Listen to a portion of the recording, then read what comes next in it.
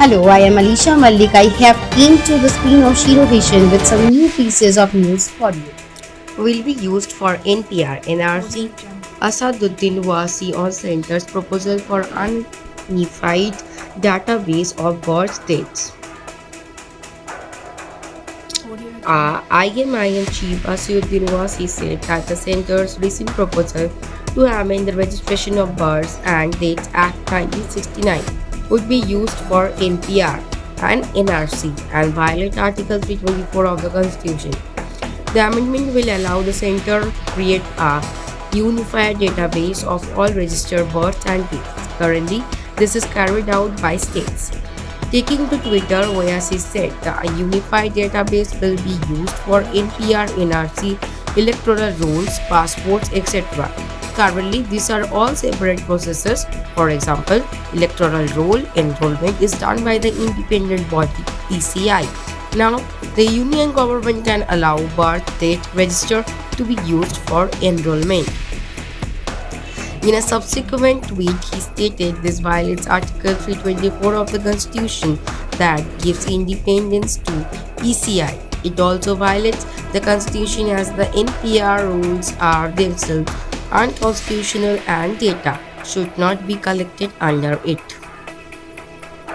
Asaduddin Owaisi further said that 82.3% of the children under the age of the 5 in the richest wealth group possessed a birth certificate, while only 40.7% in the poorest wealth group did. The poor, majority of whom are Muslim, STs, and OBCs, will suffer the most because of this, he said. Delhi schools reopened for all classes today. Strict COVID-19 guidelines in place. Schools in Delhi reopened for all classes on Monday after remaining closed for 19 months due to the COVID-19 pandemic. Students were seen streaming into Delhi schools early this morning, but not before they were thermal screened and their hands sprayed with sanitizers. The Delhi Disaster Management Authority had last week announced that the schools would reopen for all classes from November 1. It also said that schools would have to ensure that there was not more than 50% attendance in a class at a time. Some schools have opted to reopen after the festive week is over. Even after reopening, teaching and learning would continue in both online and offline mode, the DDMA has said.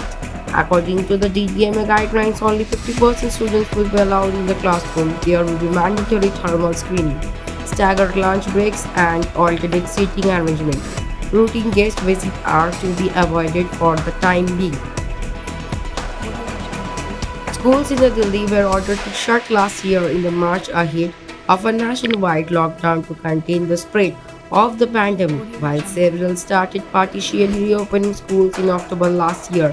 The Delhi government allowed physical classes only for classes 9 to 12 in January this year, which were again suspended following the exponential rise in the COVID-19 case during the aggressive second wave.